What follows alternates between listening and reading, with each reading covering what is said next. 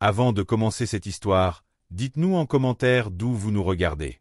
Et si vous aimez ce genre d'histoire, abonnez-vous et activez la cloche de notification pour ne rien rater. Maintenant, installez-vous. Ce que vous allez entendre n'est pas un film, c'est bien réel. La chute d'un homme qu'on croyait intouchable. C'était un jeudi comme les autres, à Kinshasa. Le soleil se couchait lentement derrière les grandes colonnes du Palais du Peuple, mais à l'intérieur, une tension jamais vue régnait dans l'hémicycle. Des visages fermés, des regards fuyants, des murmures dans les couloirs. Et au centre de tous les débats, un nom. Un nom qui, pendant près de 2 décennies, incarnait le pouvoir absolu. Joseph Kabila Kabange. Sénateur à vie. Ancien président. Mais aujourd'hui, pour la première fois, un homme que l'État congolais s'apprêtait à juger. 88 voix pour. 5 contre. Aucun abstention. Ce jour-là, le Sénat venait de prendre une décision historique, lever les immunités de Joseph Kabila. Le pays entier s'est arrêté. Les rues se sont figées. Dans les bars, les taxis, les marchés, un seul mot tournait en boucle. Kabila va être jugé. Les accusations sont lourdes. Trahison. Crime de guerre. Crime contre l'humanité. Soutien à une rébellion sanglante, le M23. Les preuves. Un rapport explosif de la Haute Cour militaire, transmis dans l'urgence à la Chambre haute du Parlement. Mais où est Kabila? Lui, le Raïs, comme on l'appelait. L'homme qui gouvernait d'un silence de marbre, avait quitté le pays en 2023. En exil. Aujourd'hui, c'est en son absence que la justice avance. Du côté du pouvoir actuel, le président Félix Tshisekedi garde le silence, mais ses proches parlent d'un acte de courage politique. Du côté de Kabila, ses fidèles dénoncent une persécution, une tentative d'éliminer un rival encore influe dans l'ombre. Mais derrière les discours, une question dérange. Et si tout cela n'était qu'un échiquier où les Congolais sont les pions?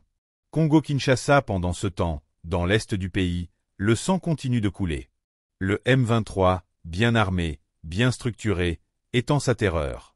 Et certains se demandent, qui les arme? Qui les protège? Qui tire les ficelles?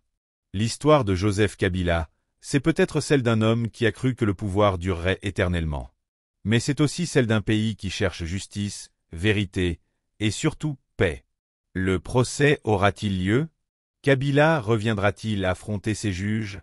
Ou bien, ce dossier sera-t-il enterré, comme tant d'autres avant lui?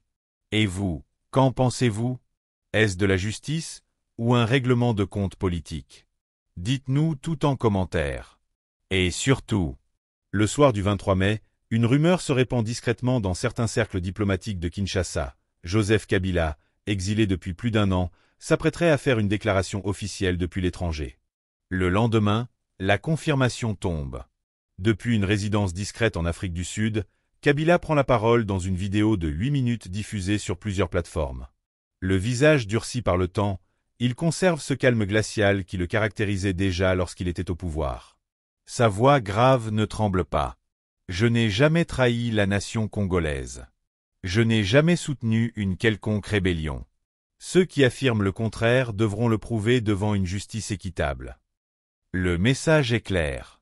Kabila ne fuit pas. Il défie. Au Palais du Peuple, la tension monte. Certains sénateurs qui avaient voté en faveur de la levée de ces immunités commencent à regretter leur choix. Dans les couloirs, des murmures parlent déjà de divisions internes, même au sein de la majorité présidentielle. Certains parlent d'une erreur stratégique. D'autres, d'un piège tendu à Tshisekedi par ses propres alliés. Pendant ce temps, à Lubumbashi et Kolwezi, des manifestations éclatent. Les partisans de Kabila dénoncent une tentative d'humiliation publique. Des affiches à son effigie réapparaissent dans les rues, et des slogans de soutien sont scandés dans plusieurs quartiers. L'ancien président reste, pour beaucoup, le père de la stabilité. À l'est du pays, la situation sécuritaire continue de se détériorer. Le M23 gagne du terrain dans certains territoires du Nord Kivu. Des rapports confidentiels font état de contacts entre d'anciens officiers proches de Kabila et des chefs de groupes armés. Rien de confirmé officiellement, mais assez pour alimenter la méfiance dans les hautes sphères du pouvoir. À Kinshasa, le président Tshisekedi convoque une réunion restreinte avec ses plus proches conseillers. L'option d'un mandat d'arrêt international est évoquée, mais certains mettent en garde contre les conséquences d'un tel geste.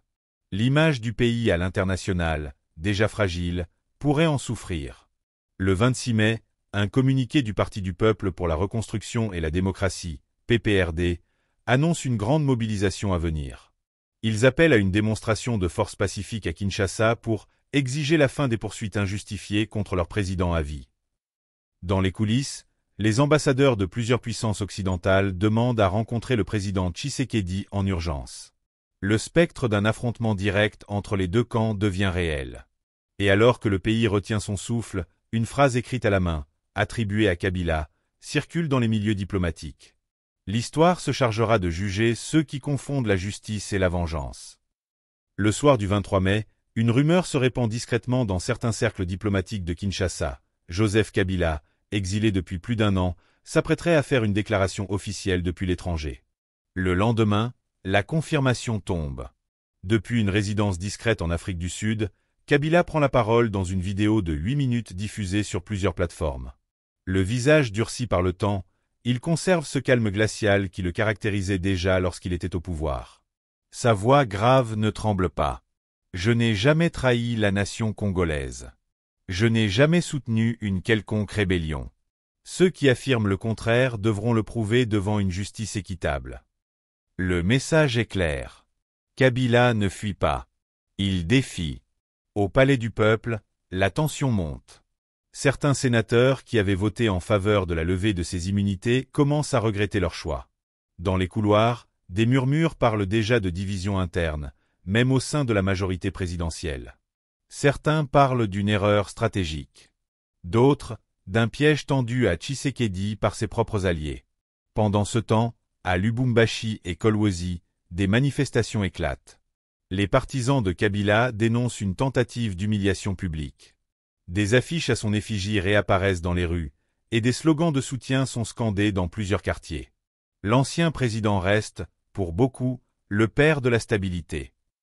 À l'est du pays, la situation sécuritaire continue de se détériorer. Le M23 gagne du terrain dans certains territoires du Nord Kivu. Des rapports confidentiels font état de contacts entre d'anciens officiers proches de Kabila et des chefs de groupes armés. Rien de confirmé officiellement, mais assez pour alimenter la méfiance dans les hautes sphères du pouvoir. À Kinshasa, le président Tshisekedi convoque une réunion restreinte avec ses plus proches conseillers. L'option d'un mandat d'arrêt international est évoquée, mais certains mettent en garde contre les conséquences d'un tel geste.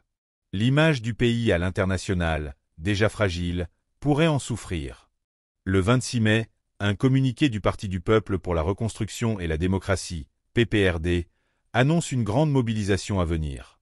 Ils appellent à une démonstration de force pacifique à Kinshasa pour exiger la fin des poursuites injustifiées contre leur président à vie.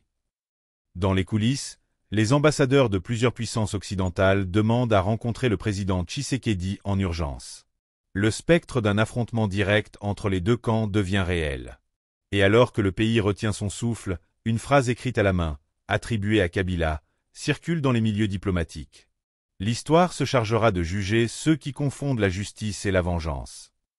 Le soir du 23 mai, une rumeur se répand discrètement dans certains cercles diplomatiques de Kinshasa. Joseph Kabila, exilé depuis plus d'un an, s'apprêterait à faire une déclaration officielle depuis l'étranger. Le lendemain, la confirmation tombe. Depuis une résidence discrète en Afrique du Sud, Kabila prend la parole dans une vidéo de 8 minutes diffusée sur plusieurs plateformes. Le visage durci par le temps, il conserve ce calme glacial qui le caractérisait déjà lorsqu'il était au pouvoir. Sa voix grave ne tremble pas. Je n'ai jamais trahi la nation congolaise. Je n'ai jamais soutenu une quelconque rébellion. Ceux qui affirment le contraire devront le prouver devant une justice équitable. Le message est clair. Kabila ne fuit pas. Il défie. Au palais du peuple, la tension monte. Certains sénateurs qui avaient voté en faveur de la levée de ces immunités commencent à regretter leur choix. Dans les couloirs, des murmures parlent déjà de divisions internes, même au sein de la majorité présidentielle. Certains parlent d'une erreur stratégique. D'autres, d'un piège tendu à Tshisekedi par ses propres alliés. Pendant ce temps, à Lubumbashi et Kolwezi, des manifestations éclatent. Les partisans de Kabila dénoncent une tentative d'humiliation publique. Des affiches à son effigie réapparaissent dans les rues, et des slogans de soutien sont scandés dans plusieurs quartiers. L'ancien président reste, pour beaucoup, le père de la stabilité. À l'est du pays, la situation sécuritaire continue de se détériorer. Le M23 gagne du terrain dans certains territoires du Nord Kivu. Des rapports confidentiels font état de contacts entre d'anciens officiers proches de Kabila et des chefs de groupes armés. Rien de confirmé officiellement, mais assez pour alimenter la méfiance dans les hautes sphères du pouvoir. À Kinshasa, le président Tshisekedi convoque une réunion restreinte avec ses plus proches conseillers. L'option d'un mandat d'arrêt international est évoquée, mais certains mettent en garde contre les conséquences d'un tel geste. L'image du pays à l'international, déjà fragile, pourrait en souffrir. Le 26 mai, un communiqué du Parti du peuple pour la reconstruction et la démocratie, PPRD, annonce une grande mobilisation à venir. Ils appellent à une démonstration de force pacifique à Kinshasa pour exiger la fin des poursuites injustifiées contre leur président à vie. Dans les coulisses, les ambassadeurs de plusieurs puissances occidentales demandent à rencontrer le président Tshisekedi en urgence. Le spectre d'un affrontement direct entre les deux camps devient réel. Et alors que le pays retient son souffle, une phrase écrite à la main, attribuée à Kabila, circule dans les milieux diplomatiques. L'histoire se chargera de juger ceux qui confondent la justice et la vengeance. Le 12 juin, la République démocratique du Congo retient son souffle. Depuis l'explosion à proximité de la haute cour militaire, Kinshasa est sous tension permanente. L'armée patrouille dans les artères principales. Les communications deviennent instables dans plusieurs provinces. Des rumeurs de mutinerie circulent dans les casernes de Lubumbashi et de Bukavu. Le climat est lourd. Irréel. À l'intérieur du palais de justice, le procès reprend malgré la peur. La cour décide de maintenir la ligne. Les audiences se poursuivront coûte que coûte. Ce jour-là, un témoin clé se présente enfin, un ancien officier des services de renseignement. Il a fui le pays en 2022 mais a accepté de revenir sous protection internationale. Son témoignage bouleverse la salle. Des instructions directes ont été données depuis une résidence sécurisée à Kingakati. Elles ont permis le passage d'armes lourdes par les collines de Bunagana. Ces ordres étaient accompagnés d'un mot, aucune trace. L'impact est immédiat. Le nom de Joseph Kabila est cité à voix haute, pour la première fois, devant la haute cour militaire.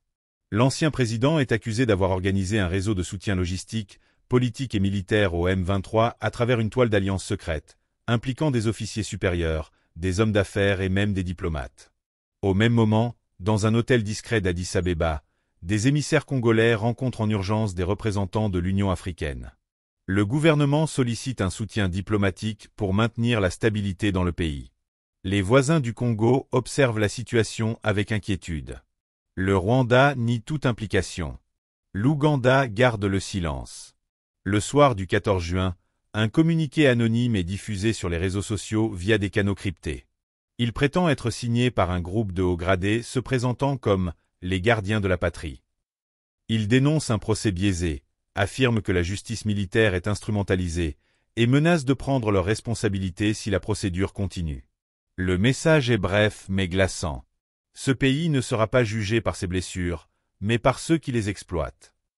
La présidence répond immédiatement par un déploiement militaire massif à travers les grandes villes. L'état d'alerte est décrété. Mais à l'intérieur du palais présidentiel, des divisions apparaissent. Certains conseillers demandent un compromis. D'autres réclament un durcissement. Tshisekedi est isolé. Les pressions sont immenses. Le 15 juin, à Goma, des obus tombent sur les faubourgs nord de la ville. Les combats s'intensifient. Des milliers de déplacés affluent vers le sud. La Croix-Rouge tire la sonnette d'alarme. Le spectre d'une guerre à grande échelle ressurgit. Et dans l'esprit de nombreux Congolais, une question devient lancinante. Et si, au nom de la justice, le pays était en train d'allumer la mèche d'un incendie incontrôlable? Dans l'ombre, à des milliers de kilomètres, Joseph Kabila reste silencieux. Mais selon certaines sources, il prépare une déclaration. Une intervention publique. Une parole attendue, redoutée, capable de faire basculer toute la République.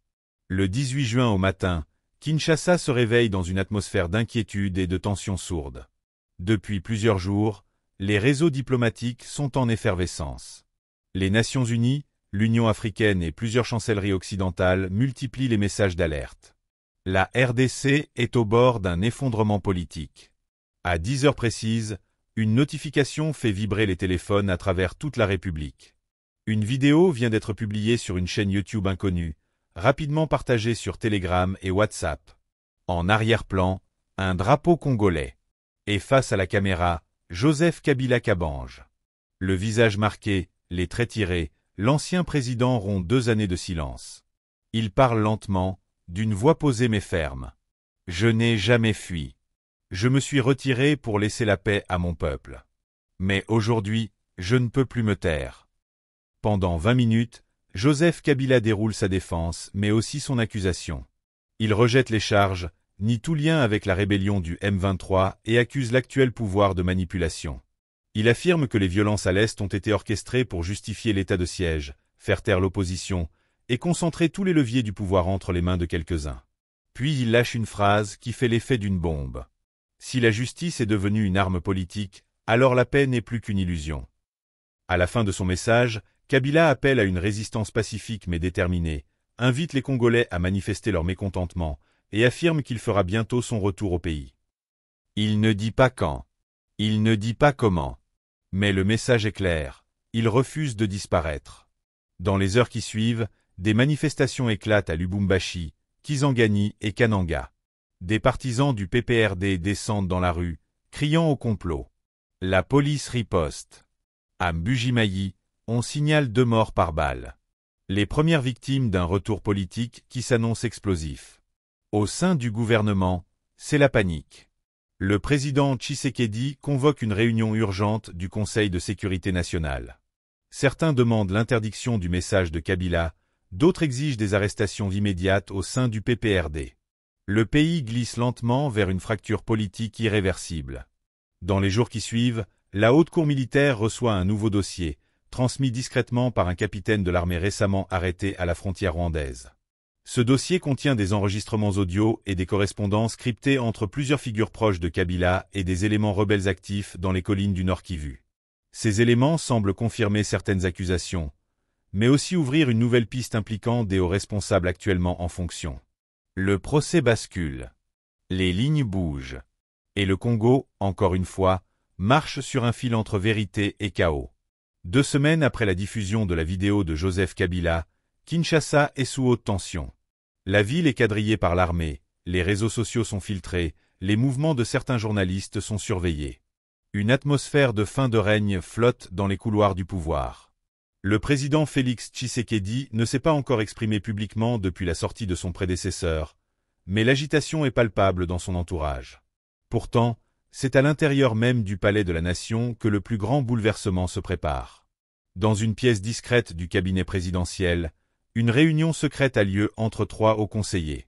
Parmi eux, le général Kabanda, chef adjoint des services de renseignement militaire, et Florence Musaka, directrice de la cellule stratégique de la présidence.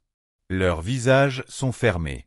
Devant eux, un document classé ultra confidentiel, les enregistrements découverts par la haute cour militaire. Mais ce n'est pas la voix de Kabila qui inquiète le plus, c'est celle d'un homme en fonction. Une voix claire, autoritaire, celle du ministre de la Défense lui-même, surpris en train de parler de nettoyage du terrain pour préparer un retour triomphal de Kabila. Il aurait ordonné le retrait temporaire de troupes des zones sensibles, pour favoriser les offensives du M23 et créer un climat d'instabilité utile à une intervention politique. Le choc est immense. Une taupe au cœur du pouvoir. Une trahison à la tête de l'armée. Florence Musaka souffle, les mains tremblantes. On a nourri le serpent dans notre sein. Le président Tshisekedi est aussitôt informé. Dans la nuit du 3 juillet, une opération spéciale est lancée. À 2 heures du matin, le ministre de la Défense est arrêté dans sa résidence, sans bruit, sans caméra. Le lendemain, la presse officielle annonce simplement qu'il est en congé maladie. Mais l'affaire ne s'arrête pas là, car un autre dossier, retrouvé dans ses effets personnels, contient une lettre signée de la main de Joseph Kabila, datée de 2021. Une lettre confidentielle évoquant un plan de stabilisation de la RDC par tout moyen nécessaire, et listant une dizaine de noms de personnalités clés infiltrées dans le régime actuel. La République tremble. Le pouvoir chancelle. Et dans l'est du pays, les affrontements avec le M23 redoublent d'intensité. Dans les rues, une rumeur monte, inarrêtable. Kabila revient.